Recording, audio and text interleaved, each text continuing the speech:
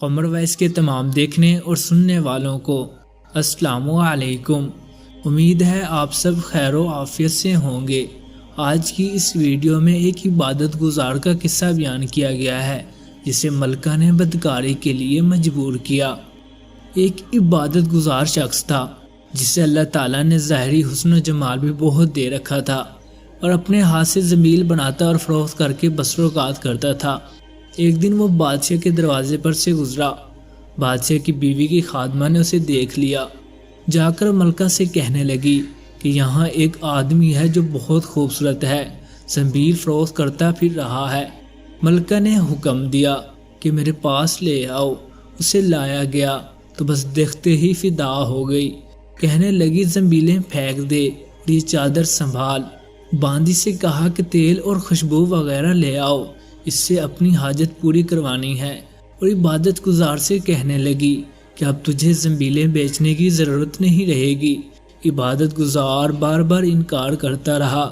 کہنے لگی کہ اگر تو یہ کام نہیں کرنا چاہتا تو اس کے بغیر یہاں سے باہر نہیں جا سکتا، اور دروازہ بند کرنے کا حکم دے دیا۔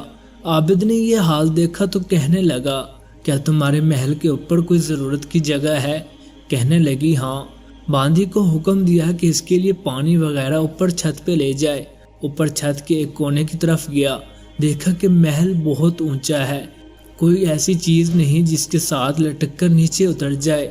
آخر اس نے اپنے نفس کو کہا کہ تو 70 برس سے اپنے رب کریم کی رضا کی طلب میں لگا ہوا ہے، رات دن اسی حرص میں گزرتے ہیں، تو اس پر آج ایک شام ایسی آئی ہے جو تیری اس تمام محنت کو ضائع کر دے گی۔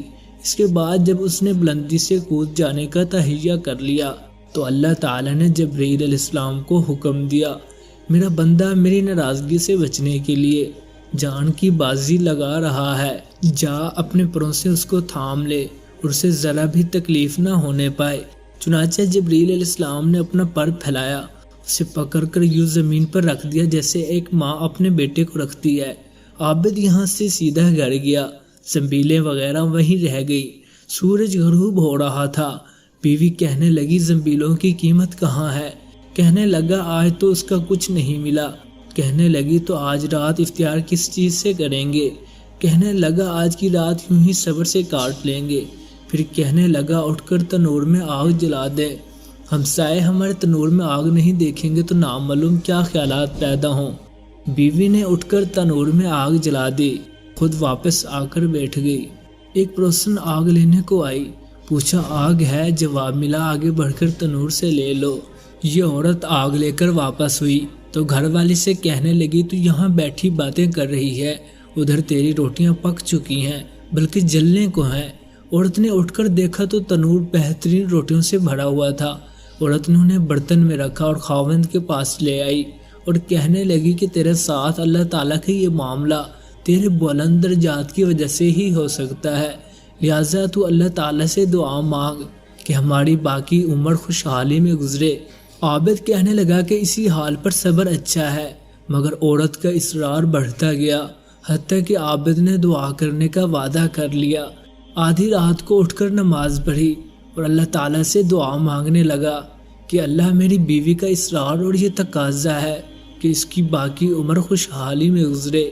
اتنے میں چھت پھٹ گئی، یاقوت اور موتیوں سے بھری ہوئی تشتری نیچے آئی جس سے تمام گھر جگمگا اٹھا۔